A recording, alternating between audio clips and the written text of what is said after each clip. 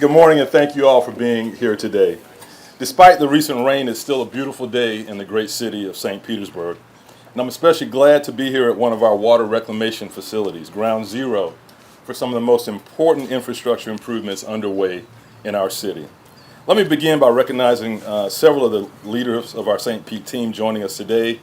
On my westward side, council members, City Council Chair Copley Gertis, Amber Bolding, our emergency management manager, is with us as well, and she'll be saying a few words. We're also joined by members of our City Council. Thank you all for joining us this morning.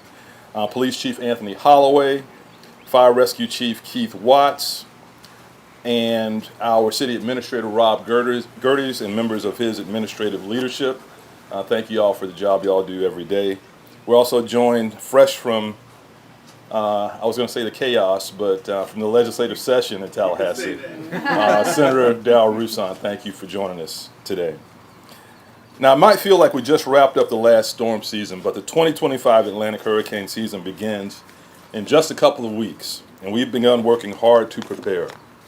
The back-to-back storms we experienced last year, Helene and Milton, were unprecedented in both strength and scope. Their impact made it unmistakably clear that climate change and the effects of extreme weather is not a distant threat. It's here, and the time to act is now. That's why we created the St. Pete Agile Resilience Plan, or SPAR.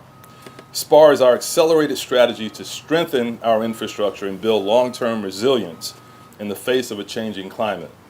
A core part of that plan focuses on our water reclamation facilities, critical infrastructure that was pushed to its limit during last year's storms. Today, we'd like to update our community on the progress we've made to fortify these facilities and to share additional steps that we are taking to prepare for this year's hurricane season. On water reclamation and infrastructure resilience, the theme of this year is clear: resilience.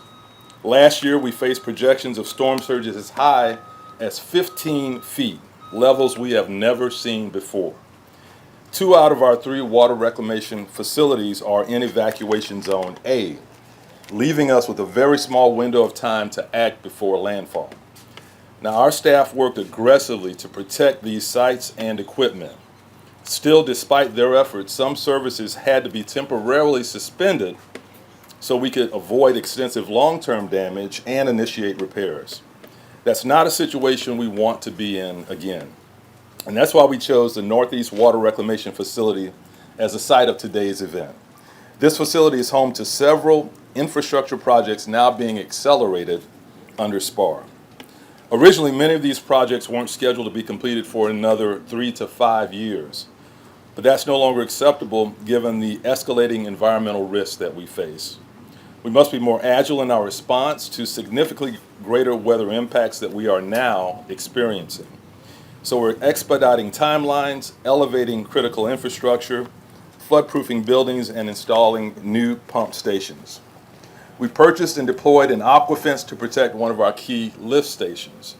All told, we're accelerating more than $545 million in infrastructure investments across our 5-year capital improvement plan, advancing projects that will help safeguard our city from future flooding. And this work is happening now. Many of these improvements are either nearing completion or will be done by year's end. And we are exploring additional ways to fund more improvements more rapidly. Following our remarks today, we'll provide a guided tour of this facility so the community can see how these systems operate and what we're doing to strengthen them. Now, some may ask, why did the city wait so long to act? And the fact is, we did not. These projects were already in the pipeline based upon the best available science and projections at the time. What we've done is take aggressive action to accelerate these projects based on our updated data and our experience with our current realities. You can view the full list of SPAR projects on our website at stpete.org/SPAR, and I encourage everyone to check it out. Now, beyond infrastructure, we're also making strategic preparations for the upcoming hurricane season. We're cross-training staff, we're pre-staging critical resources, and preparing recovery centers across the city. This includes securing backup power, boosting internet access, and positioning emergency equipment. We've launched the St. Pete Task Force in partnership with the Tampa Bay Regional Planning Council. And just this past weekend, the task force held its first resiliency listening tour, gathering input from residents in our most flood-prone communities. St. Pete Fire Rescue is adding 3 high-water vehicles to our fleet. Thank you, City Council. And our Public Works Department has secured additional pumps to respond to future flooding events. We're also working with our debris contractors and preparing debris management sites so that they're ready for immediate activation. And let's not forget the Hometown Haulers program. After its successful launch last year, we're working to make it a permanent post-storm recovery effort. Earlier this month, the city's executive policy group participated in Operation EOC Ready, an annual training exercise to ensure our leadership team is prepared to respond when the next storm hits. Now, this list isn't exhaustive, and our preparations will continue throughout the season, but it reflects our city's commitment to addressing storm preparation and resiliency as an important priority for the city. And in closing, to the residents of St. Petersburg, I share all of this with you to assure you that our team has been working hard to be ready for the storms that will inevitably come. We spent the last several months not just recovering from storms, but applying lessons learned and acting with urgency. Still, we cannot do it alone. While the city is doing our part, we need the community to do your part as well. Please start making your storm plans now. Prepare your homes. Talk to your neighbors. Don't wait until it's too late. Storms are only getting more powerful. It's not a matter of if we get hit, it's a matter of when. In a moment, I'll turn it over to Council Chair Gerdes, followed by our Emergency Management Manager Bolding. And after all remarks, we'll take your questions and invite you to join the facility tour with Public Works Administrator Claude Tankersley. And remember, we are St. Pete. Thank you. Mr. Chairman.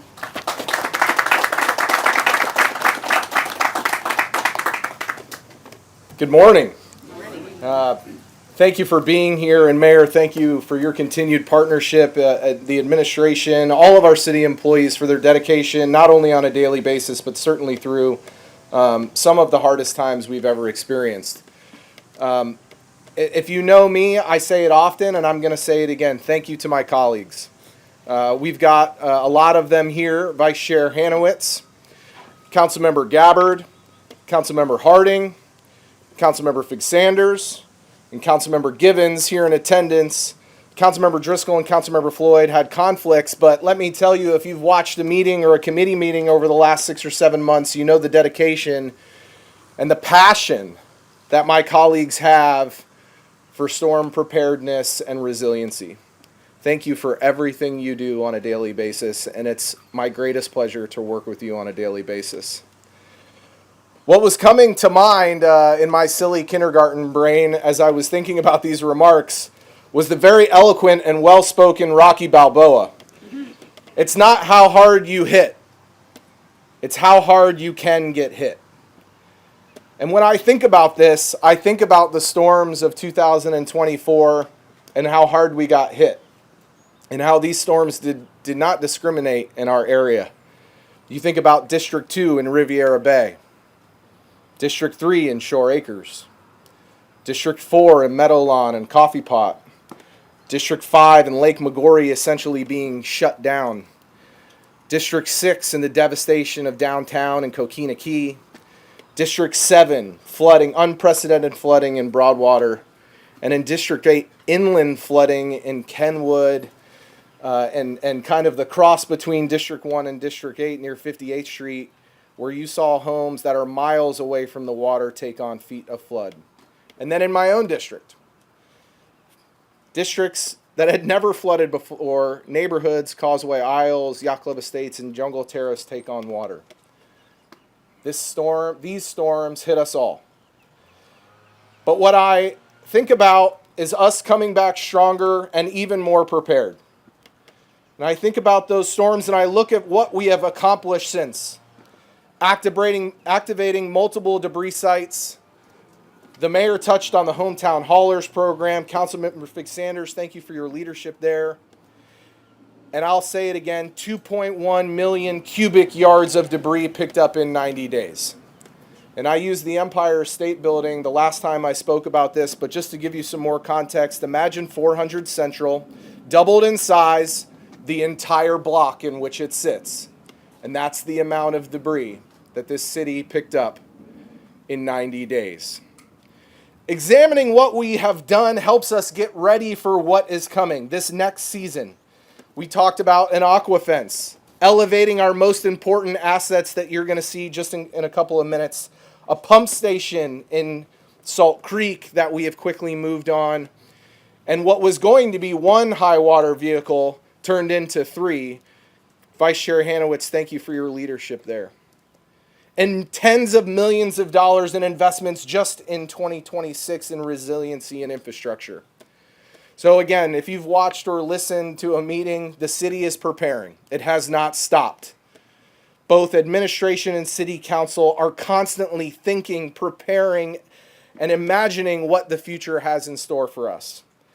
And let me tell you, working side by side with them on a daily basis, I would not want a different team thinking about what this city's vision is going forward. So finally, once again, thank you to council.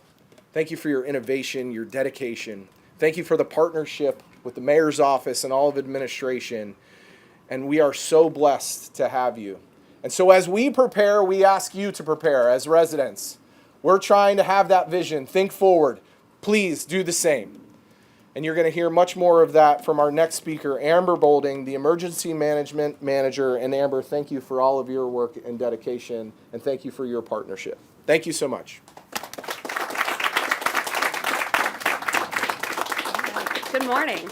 Good morning. Thank you, Mayor Tara Gertis, really for your support and your partnership throughout a truly unprecedented 2024 season. And even more for your continued leadership as we head into this new season with 2025. So today we've heard some really important updates on the city's preparedness and resilience initiatives.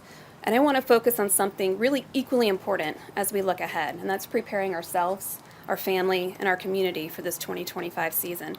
So as we think about preparedness, this year we really have an advantage that we've never had before. We've all experienced record-breaking impacts in the 2024 season with Hurricanes Debbie, which we forget a lot about Debbie, Hurricane Helene, and Hurricane Milton. We've seen firsthand what nearly 7 feet of storm surge can do to our coastal neighborhoods. We've seen what 20 inches of rain in a short amount of time can do to our interior, our normally high and dry neighborhoods. And we've seen what nearly 100 mile per hour plus winds can do to our homes, our parks, our infrastructure. So why do I say that's an advantage? Because there's power in knowing what to expect from these storms. We have that knowledge now. We've learned from it. Understanding how you and your family were affected last year now allows you to pinpoint those specific preparedness needs for this year. So just as the city is applying lessons learned on our infrastructure and the way we prepare and respond to things, you now have that for your personal preparedness plan. You can do the same. So what do you now know that you wish you would have known before Helene or Milton or even Debbie? Was it the critical importance of your evacuation plans and maybe your sheltering options? Was it knowing how much food and water would be sufficient, especially in light of a outage if water gets shut off? Was it ensuring or knowing where to access the latest and the most accurate weather updates or the emergency notifications? So each of your personal lessons learned, and everybody's lessons learned is going to look different, each of your personal lessons learned underscore the vital importance of proactive preparation. So now is the time to review your family's emergency plan. Reflect on last year and make a better plan for this year. Remember, no one can better prepare for your family than yourself, and then you can. As a fellow St. Pete resident and living in a coastal community, I understand and I know that these preparations are overwhelming, they're challenging, and they really are easier said than done. But the key is to start your planning now, during blue sky, and not wait until gray sky times. So to support our residents, the city is partnering with Pinellas County for our annual Hurricane Preparedness Day. This year it'll be on Saturday, May 31st from 10 a.m. to 1 p.m. at the Willis S. Johns Recreation Center. That's at 6635 Dr. Martin Luther King Jr. Street North. This will be larger than any expo that we've done before. It'll be a free family-friendly event. We'll feature presentations on critical and crucial topics like evacuation plans, storm safety and emergency preparedness. The folks that come will have access to valuable resources, including free hurricane kit supplies, so it'll help you kickstart whether it's your Go Kit or your Stay Kit. You can look up your evacuation zone, register for the Special Needs Evacuation Program. We'll also include resources for pet owners, information on sandbags, and a kids' education zone. It's going to be a great opportunity to ask the questions. Ask them now. We're going to have resources. We'll have the experts there. Ask your questions, gather essential information, connect with resources that can make a real difference when a storm threatens. And finally, I want to emphasize the strength of our community bonds before, during, and after a storm. Chair Gertis said it well. When we come together and we go through something, we come back stronger. It really is the spirit and the heartbeat of our city. Check on your neighbors, especially families with children, the elderly, those with mobility challenges. Simple acts of kindness and support can make a profound difference during difficult times. We can't control the weather, but we can control our preparedness for it and what we choose to do today. So I urge every St. Pete resident, take this opportunity seriously. Attend Hurricane Preparedness Day on May 31st. Review your plans and implement those lessons learned that we all have from last year. Ensure you have what you need to protect yourselves, your families, your loved ones, your neighbors. And let's work together to make this hurricane season a safe one for our entire community. Thank you.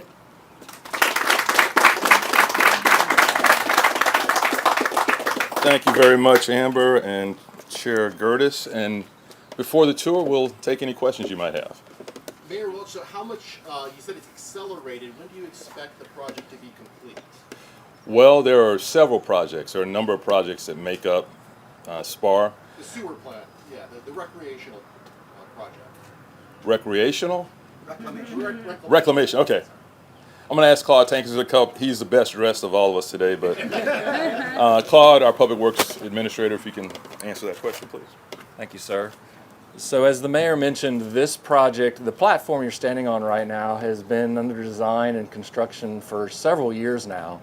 The storms really kind of caught us off guard by hitting before the project was complete. So the project was originally supposed to be completed next year, next summer. We are pushing hard to get it completed before then. Some of it is going to be completed this summer, and the rest will be completed either by the end of this year or early next spring. Thank you. Claude, can you describe the project and Sure. exactly what we're standing on? Actually, yeah. So we are standing on a large platform, as you all have noticed as you climb the stairs. This platform, what we're standing on right now, is 11 feet above sea level. Now, why 11 feet? FEMA recommends when you're in a flood zone like we are that you build 2 feet above the base flood elevation. FEMA sets that base flood elevation. The base flood elevation for the property we're in right now is 9 feet above sea level. That's the base flood elevation. You add 2 feet to that, that's 11 feet. That's why this platform we're standing on right now is 11 feet above sea level. And this platform will house all of the generators that will run the plant when power is no longer available. Can you talk about the impact of those changes compared to what is here now? And I know you guys didn't make a decision lightly in either storm to shut down any of the facilities, but just how much goes into that moving forward in the next storms? Yes, and so ultimately our goal ultimately is not have to shut down during a storm that it would be similar to what we saw in Milton or Helene. Again, 11 feet above sea level for this platform. So the impact would be that we would be able to safely protect the equipment as well as the employees. So remember, when these neighborhoods evacuated, our employees couldn't. They had to stay here until the last minute and then escape through floodwaters to try to save themselves. We don't want to do that anymore. So these projects that we're going to be doing over the next 3 to 5 years will help to protect the employees as well as the equipment. So, Claude, Let me add on to Claude's statement. Don't go anywhere, Claude. Okay. You know, one thing for folks to keep in mind, though, is although we are increasing the elevation here, and I think we're trying to get to 15 feet Yes. ultimately, Yes. that folks need to factor into their planning the fact that if we get another Milton, another 15 feet projected of storm surge, there's a possibility that the sewer plants might go down. We haven't had to factor that into our planning before, but folks need to factor that in now. Also, our staff worked very diligently, and thank you, Senator Rusan, for your work on getting some kind of crane regulation that's standard around the state. They made good progress on it, but at this point, folks need to factor in if they live in the vicinity of a crane, the city still doesn't have the authority to regulate that. So we're going to have to warn folks again, build that into your planning. So those are things that folks have to change. It's not the hurricane planning from 10 years ago. That needs to be updated as well. Who was the next question? Yeah. Hi. Hey, Claude. So just to clarify, this is now 11 feet. Will these generators be here by this hurricane season? Specifically for this project, what's the timeline? So the generators, we plan on them being here. Part of the challenge we have, as hopefully everybody knows, is that these generators and all the equipment are very expensive, very large, and they're often not manufactured nearby. So we have to have them shipped in, oftentimes overseas. And so any kind of disruptions to our supply chain could and will slow down the delivery of that equipment. It is our goal to have them here before a storm hits. We will not guarantee it. And you know, the mayor mentioned a good point. We're standing on an elevation of 11 feet, but last year we had a prediction of a 15-foot surge. So that's why you see these forms along the edges here. We're going to be raising this up to 15 feet. So we're building a wall around the edge of this. This will remain at 11 feet here, but we're going to be building a wall around this platform that'll lift it up to the 15 feet. And is that also before the storm season? That is our intent. So it could be 12. You can get a storm surge of 12, but this would be okay. Yes, Because of the wall. that's correct. When we get the wall in and the other barriers, that if we got a 12-foot storm surge, this should be fine. And if that's the case, then you wouldn't have to shut off the sewer plant. We hope not. Now remember, we still have to evacuate our employees. That part is not going to be, that improvement won't come for another couple of years. So we still have to figure out how to evacuate the employees. But we're working so that we won't have to shut the plant down. When you say that improvement about the employees, that's Yes. not the wall. You're talking about something else? Yes, well, if you look around you, you'll see there's multiple equipment here. There's multiple facilities. This isn't the only facility on the plant. And so where the employees are stationed, their operation building is at the far western end of this property. That has not been elevated yet. And so that's one of the future projects, is to elevate that facility also. Okay. But if employees can't be here, then the sewage plant needs to be taken offline? We're working on a way to find a way that we can we can operate it remotely without having to shut it down before we leave. One of the challenges is not so much the operating it remotely, but is shutting it down remotely. So we're working on a way to be able to do that remotely, and we hope to have that in place before we get a storm. This year? This year before we get a storm. But again, you know, I can't guarantee anything because we never know when we're going to actually get that storm. Let me just chime in on Claude's word guarantee. We are investing millions, upwards to $1 billion when everything's put together, but there is no guarantee. You can only invest so much. You're never going to be storm-proof for a 18, 20-foot, 25-foot storm surge. Folks need to factor that in. We're doing everything, I think, humanly possible, everything fiscally possible to give us a higher level of capacity and resilience. But at some point, if a storm crosses that threshold, folks need to understand they need to evacuate. Any other questions? Yes. On the cross-training employees, is that when it comes to, permits and that sort of thing too, or when did you see this season that you decided to do that? Rob or Claude, can y'all speak more to what we're doing with that cross-training? Or James? James Corbett, our City Development Administrator. Good morning. So as it relates to cross-training for post-storm, whether it's storm damage assessment as well as permitting, plan review, we're looking to get individuals that are typically not involved in those processes trained so that they can step in a time where we have a surge in need for permitting. So yes. Thanks, Jim.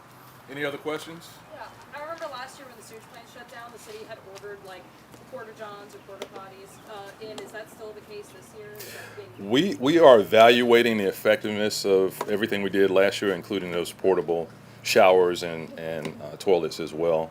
So that's something we're still evaluating. And is the other sewage plant the one that was shut down in the Southwest? Southwest, yeah. Is that going through the same thing too of raising, It's generators up? yeah, it's a different model, but Claude, can you speak to what we're doing at Southwest? So a lot of the Southwest plant, the equipment was raised after we had the expansion back in 2016, 2017. We raised a lot of the equipment there during that process, and so we have more work to do there, particularly on the operations building for the employees. But the Southwest plant is in a better position than the Northeast plant has been. So will those changes be by this season as well, or before the storm is over there? On the operations building, no. So how much storm surge can the Southwest plant take on right now before it's shut down?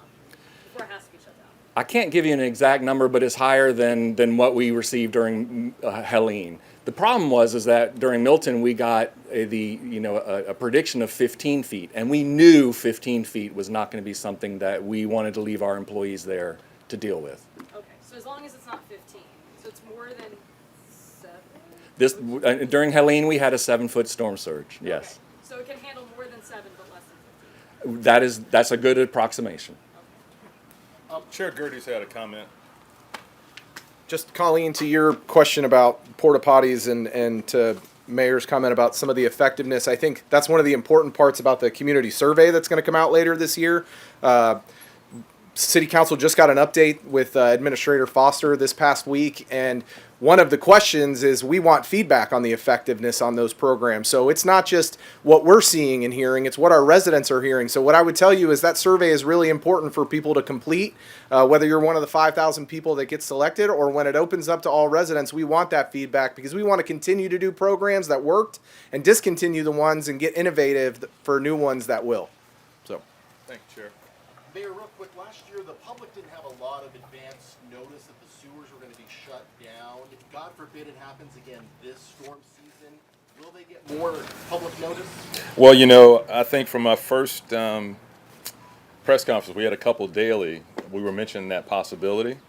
And starting now, we're telling folks, if we get a like storm that exceeds our capacity to operate our sewer plants, we might have to shut them down. Now, again, that was the first time in our history, right, Claude, that we've ever had to shut those plants down. And that just shows you how more powerful these storms are, how much more surge we're dealing with. So that is our new reality. That is a new possibility. It needs to be dialed in every year when you're doing hurricane prep, getting your 7 days of food and water, understanding that if we get a Milton-like storm, the 2 sewer plants might have to be shut down.